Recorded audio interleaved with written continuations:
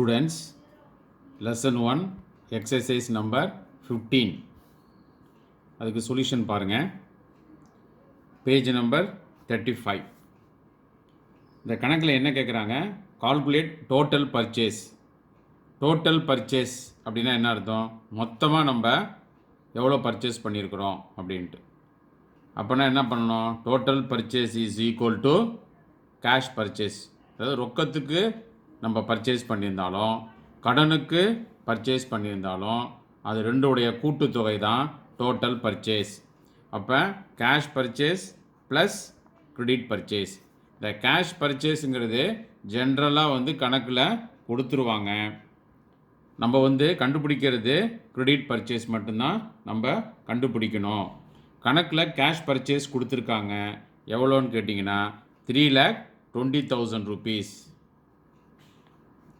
இப்போ இந்த credit purchase கண்டுபிடிக்கிறதுக்கு கணக்கில் பார்த்தீங்கன்னா பில்ஸ் பேயபிள் கொடுத்துருக்காங்க. அதுக்கப்புறம் சன்ட்ரி கிரெடிட்டாஸ் கொடுத்துருக்காங்க. சன்ட்ரி கிரெடிட்டாஸ், சன்ட்ரி அப்படின்னா பல கடன் கொடுத்தவர்கள்னு அர்த்தம். கிரெடிட்டாஸ் அப்படின்னா கடன் கொடுத்தவன், நமக்கு கடன் கொடுத்தவன். நம்ம யார்கிட்ட போய் சரக்கை கடனாக வாங்கிட்டு வரோமோ, நமக்கு யார் சரக்கை கடனாக கொடுக்குறானோ அவனுக்கு பேர் கிரெடிட்டாஸ். சன்ட்ரி அப்படின்னா பல ஒருத்தன்ட்டே நம்ம கடன் வாங்க மாட்டோம். நிறைய பேர்கிட்ட சரக்குகளை கடன் வாங்கிட்டு வருவோம். அப்போ பற்பல கடனாளிகள், பற்பல கடன் கொடுத்தவர்கள் அப்படின்னு அர்த்தம் சன்ட்ரி கிரெடிட்டாஸ்னால். அப்போ நம்ம இங்கே என்ன பண்ணணும் அப்படின்னா, இந்த கணக்கை பொறுத்த வரைக்கும் பில்ஸ் பேயபிளும் கொடுத்துருக்கிறதுனால சன்ட்ரி கிரெடிட்டாஸும் கொடுத்துருக்கிறதுனால நம்ம பில்ஸ் பேயபிள் அக்கௌண்ட்டு போடணும். அதுக்கப்புறம் டோட்டல் கிரெடிட்டாஸ் அக்கௌண்ட்டு போட வேண்டும். 2 அக்கௌண்ட்டு நம்ம போடணும். இதை நம்ம எப்படி போடுறோங்கிறத இப்போ பாருங்கள். எங்களுடைய ரூப்ஸா டியூட்டோரியல் யூடியூப் சேனலை சப்ஸ்கிரைப் செய்து பக்கத்தில் உள்ள பெல் ஐகானை கிளிக் செய்யவும். ஃபஸ்ட்டு பில்ஸ் பேயபிள் அக்கௌண்ட் ஒரு லெஜர் நம்ம ஃபார்ம் பண்ணணும். Debit side, credit side, particulars rupees, particulars rupees ரெண்டாக டிவைட் பண்ணிக்கணும். இதுதான் பில்ஸ் பேயபிள் லெஜர். இப்போ பார்த்தீங்கன்னா அப்படின்னா இப்போ கணக்கில் என்ன கொடுத்துருக்காங்க அப்படின்னா, நம்ம கணக்கில் இருக்கிற டிரான்சாக்ஷன்லாம் பில்ஸ் பேயபிள் அப்படின்னு தனி கேட்டகரியாக எழுதிக்கணும். பில்ஸ் பேயபிள் அக்கௌண்ட்டில் என்னென்ன டிரான்சாக்ஷன் வரும் அதை தனியாக எழுதிக்கணும். எந்தெந்த டிரான்சாக்ஷன் 2 அக்கௌண்ட்லேயும் வராது அதை தனியாக எழுதிக்கணும். அதுக்கப்புறம் கிரெடிட்டாஸ் அக்கௌண்ட்டில் என்னென்ன டிரான்சாக்ஷன் வரும் அப்படிங்கிறத நம்ம இப்போ எழுதிக்க போகிறோம். பாருங்கள். ஜென்ரலாக பார்த்தீங்கன்னா பில்ஸ் பேயபிள் ஓப்பனிங் பேலன்ஸ் கொடுப்பாங்க, க்ளோசிங் பேலன்ஸ் கொடுப்பாங்க. அந்த மாதிரி கிரெடிட்டாஸுடைய opening balance and closing balance கொடுப்பாங்க. இதுவே 4 டிரான்சாக்ஷன் ஆகிடும். அப்போ அதை பாருங்கள். Opening balance sundry creditors on 1st January 2018 இதில் 30,000 rupees. அதனால் அது கிரெடிட்டாஸ் அக்கௌண்ட்டில் வரும். அதனால் அதை நம்ம இங்கே எழுதியிருக்கோம். அடுத்தது bills payable on 1st January 2018. 1st January அப்படின்னாவே ஓப்பனிங் பேலன்ஸ். அதில் 1/1/2018 25,000.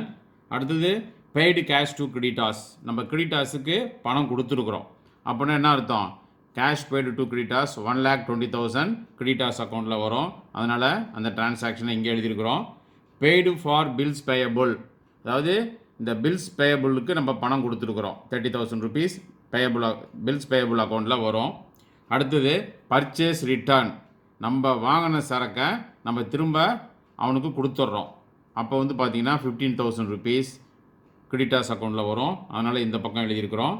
அடுத்தது கேஷ் பர்ச்சேஸ், அது பார்த்திங்கன்னா 2 அக்கௌண்ட்லேயும் வராது. அதனால் நான் சென்டராக எழுதியிருக்கேன். Creditors on 31st December 2018 last day அன்றைக்கி இருக்கக்கூடிய க்ளோசிங் பேலன்ஸ் 25,000 rupees இங்கே எழுதியிருக்கேன். அடுத்து bills payable on 31st December 2018 bills பேயபிளுடைய க்ளோசிங் பேலன்ஸ் அதை நான் இங்கே எழுதியிருக்கேன் பாருங்கள், 20,000. அப்போ பில்ஸ் பேயபிளில் 3 டிரான்சாக்ஷன் தான், கிரெடிட்டாஸில் 4 டிரான்சாக்ஷன் தான். அப்போ நம்ம ஈஸியாக இப்போ போட்டுடலாம். ஒரு டிரான்சாக்ஷன் 2 அக்கௌண்ட்லேயும் வராது. ஃபார்முலா யூஸ் பண்ணி நம்ம டோட்டல் பர்ச்சேஸ் கண்டுபிடிக்கணும். அவ்வளோதான். இப்போ பாருங்கள் பில்ஸ் பேயபிள் அக்கௌண்ட்.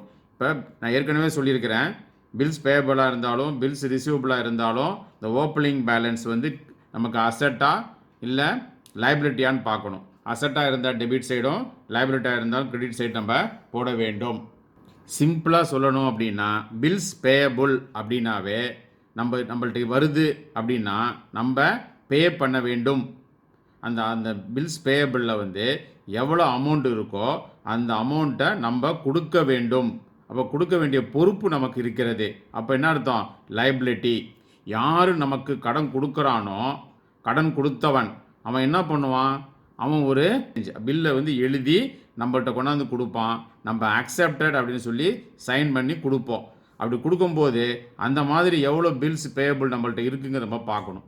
அந்தமாரி சைன் பண்ணி அக்செப்டட்னு கொடுத்துட்டோம் அப்படின்னாவே அந்த பில்ஸ் பேயபிளுக்கு நம்ம பணம் கொடுக்க வேண்டும். அப்போ பில்ஸ் பேயபிள் எப்போயுமே பார்த்தீங்கன்னா நமக்கு வந்து ஒரு பொறுப்பு, ஒரு லைபிலிட்டி. அதனால் லைபிலிட்டினாவே கிரெடிட் சைடு நம்ம போட வேண்டும் ஓப்பனிங் பேலன்ஸை. அப்போ எப்படி எழுதணும்? நம்ம by balance B by D brought down அப்படின்னு அர்த்தம். 25,000 rupees. ரெண்டாவது டிரான்சாக்ஷன் பாருங்கள், paid for bills payable. Bills பேயபிளை கொண்டாந்து நம்மள்கிட்ட கடன் கொடுத்தவன் கொண்டாந்து கொடுப்பான். கொடுத்தவொன்னே அதுக்கு நம்ம 30,000 பணம் கொடுத்துருக்குறோம் அப்படின்னா அதுக்கு என்ன ஜேர்னல் என்ட்ரி? நம்மள்கிட்டருந்து பணம் வெளியில் போகுது. வாட் கோஸ் அவுட் அப்படின்னா என்ன அர்த்தம்? அதோடைய ஜேர்னல் என்ட்ரி என்ன? Bills payable account debtor to cash account. Cash வெளியில் போகிறதுனால கேஷ் அக்கௌண்ட்டை நம்ம கிரெடிட் பண்ணுறோம். பில்ஸ் பேயபிள் அக்கௌண்ட்டை டெபிட் பண்ணுறோம். அப்போ என்ன பண்ணணும் அப்படின்னா இதை வந்து எப்படி இந்த பில்ஸ் பேயபிள் ஜேர்னல் லெட்ஜரில் எப்படி எழுத போகிறோம் அப்படின்னா பில்ஸ் பேயபிள் டெபிட் அப்படின்னா bills payable debit side to cash account அப்படின்னு எழுதணும். டு கேஷ் அக்கௌண்ட் எவ்வளோ அமௌண்ட்டு? 30,000 rupees. மூணாவது பாருங்கள், க்ளோசிங். ஆட்டோமேட்டிக்காக பேலன்ஸ் இங்கே ஓப்பனிங் பேலன்ஸ் இந்த பக்கம் எழுதுனா க்ளோசிங் பேலன்ஸ் நம்ம இந்த பக்கம் தான் எழுதணும். To balance B by D 20,000 rupees. அவ்வளோதான். இப்போ வந்து என்ன பண்ணணும்? நம்ம இதை வந்து பேலன்ஸ் பண்ணணும். ஜென்ரலாக வந்து பில்ஸ் பேயபிள் டெபிட் சைடு தான் அதிகமாக இருக்கும். அப்போ என்ன பாருங்கள், இதை கூட்டி போடுங்க. எவ்வளோ வருது? 50,000 rupees. ஏற்கனவே அதை அப்படியே இந்த பக்கம் ஆப்போசிட்டில் போடுங்க. இந்த 50,000 rupeesல இந்த 25 லெஸ் பண்ணிங்கன்னா பேலன்ஸ் 25,000 rupees. இதுதான் என்ன அர்த்தம்? By bills payable. இது வந்து பேலன்சிங் ஃபிகர், அது மட்டும் ஞாபகம் வச்சுக்கிங்க. Balancing brought down. இதுதான் பேலன்சிங் ஃபிகர் 25,000 rupees. இந்த பேலன்சிங் ஃபிகர் வந்து என்ன ஆகும்னு கேட்டிங்கன்னா இது வந்து இங்கே வரணும். எங்கே? அடுத்து கீழே போட போகிறோம்ல டோட்டல் கிரெடிட்டார்ஸ் அக்கௌண்ட். இப்போ பில்ஸ் பேயபிள் வந்து கிரெடிட் சைடு இருக்கிறதுனால நம்ம டோட்டல் கிரெடிட்டார்ஸ் அக்கௌண்ட்டு கீழே போடும்போது அதில் டெபிட் சைடு இந்த அமௌண்ட்டை நம்ம காமிக்க வேண்டும். இப்போ பாருங்கள், டோட்டல் கிரெடிட்டார்ஸ் அக்கௌண்ட்டு கீழே லெட்ஜர் ஓப்பன் பண்ணுறோம். இங்கே டெபிட் சைடு, இங்கே கிரெடிட் சைடு. அதுக்கப்புறம் பார்த்தீங்கன்னா பர்டிகுலர்ஸ் ருப்பீஸ். அதுக்கப்புறம் இந்த பக்கம் கிரெடிட் சைடு பர்டிகுலர்ஸ் ருப்பீஸ். நம்ம ஏற்கனவே வந்து டோட்டல் டெட்டார்ஸ் அக்கௌண்ட்டில் அம்புகுறி போட்டோம். அதுமாரி இந்த டோட்டல் கிரெடிட்டார்ஸ் அக்கௌண்ட்லேயும் நம்ம அம்புகுறி போடணும். ஆப்போசிட் டைரெக்ஷனில் போகணும். இது குறைதல், டிக்ரீஸ் ஆனால், இது வந்து இன்க்ரீஸ் ஆனால். இந்த டிரான்சாக்ஷன் இருக்குது பார்த்தீங்களா? இந்த டிரான்சாக்ஷன் மூலியமாக கிரெடிட்டார்ஸ் குறைஞ்சாங்கன்னா இந்த பக்கம், இந்த டிரான்சாக்ஷன் மூலியமாக கிரெடிட்டார்ஸ் அதிகமானால் கிரெடிட் சைடு. அவ்வளோதான். இதை நம்ம ஈஸியாக போடலாம் பாருங்கள். ஆனால் ஃபஸ்ட்டு ஓப்பனிங் பேலன்ஸ் 1/1/2018 அதில் 30,000 rupees ஓப்பனிங் பேலன்ஸ் இருக்குது. ஓப்பனிங் பேலன்ஸை மட்டும் நம்ம வந்து அசட்டாக இருக்கா இல்லை லைபிலிட்டியாக இருக்கான்னு பார்த்துட்டு நம்ம டெபிட் சைட்லையும் கிரெடிட் சைட்லையும் போட வேண்டும். இப்போ வந்து ஜென்ரலாக கிரெடிட்டார்ஸ் அப்படின்னா யார்? கடன் நமக்கு கொடுத்தவன், கடன் கொடுத்தவன்.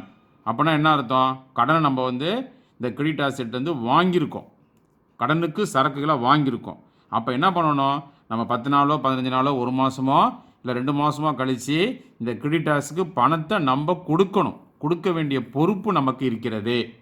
அப்போது 1/1/2018 30,000 rupees பேலன்ஸ் இருக்குது அப்படின்னா நம்ம இந்த 30,000 rupeesஸை கிரெடிட்டார்ஸுக்கு கொடுக்க வேண்டிய பொறுப்பு உள்ளது. அப்போ பொறுப்புன்னா என்ன அர்த்தம்? லைபிலிட்டிஸ். லைபிலிட்டிஸ்னால் கிரெடிட் சைடு நம்ம இந்த பேலன்ஸை போட வேண்டும். By balance B by D 30,000 rupees. Next பாருங்க transaction cash paid to creditors. நம்ம வந்து அந்த கிரெடிட்டாஸுக்கு பணம் கொடுத்துருக்குறோம் 1,20,000. இப்போ நமக்கு வந்து கிரெடிட்டாஸ் வந்து இருக்காங்க. அப்போ வந்து 1,20,000 rupees பணத்தை கொடுக்குறோம்.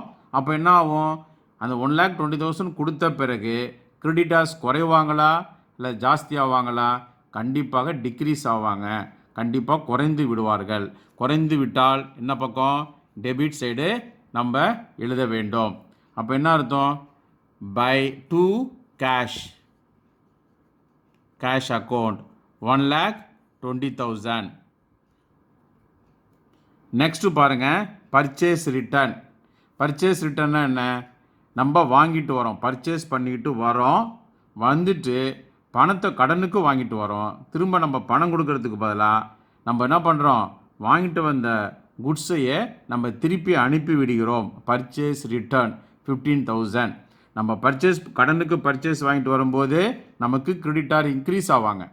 திரும்ப வாங்கிட்டு வந்த பொருளை திரும்ப கிரெடிட்டாருக்கே நம்ம கொடுத்துட்டோம் அப்படின்னா ஆட்டோமேட்டிக்காக கிரெடிட்டார்ஸ் குறைந்து விடுவார்கள்.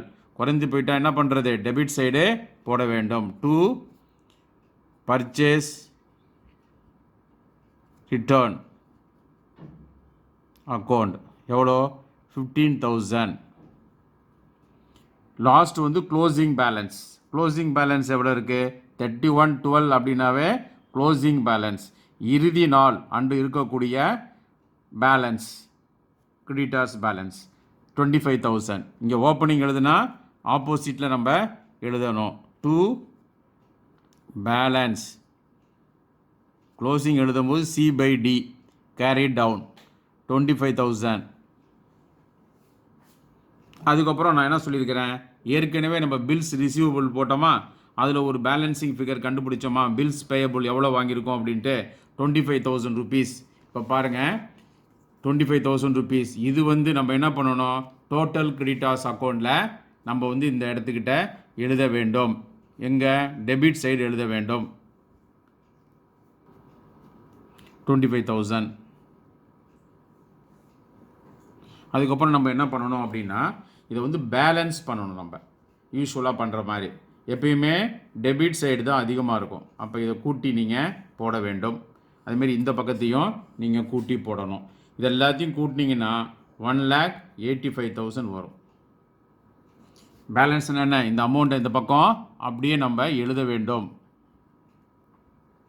இந்த 185லேருந்து இந்த 30 லெஸ் பண்ணணும். நம்ம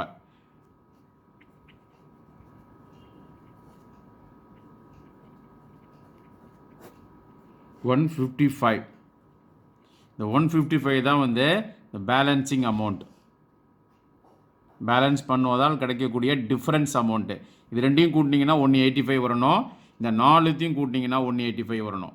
அப்போ 155ங்கிறது என்ன, பை கிரெடிட் பர்ச்சேஸ்.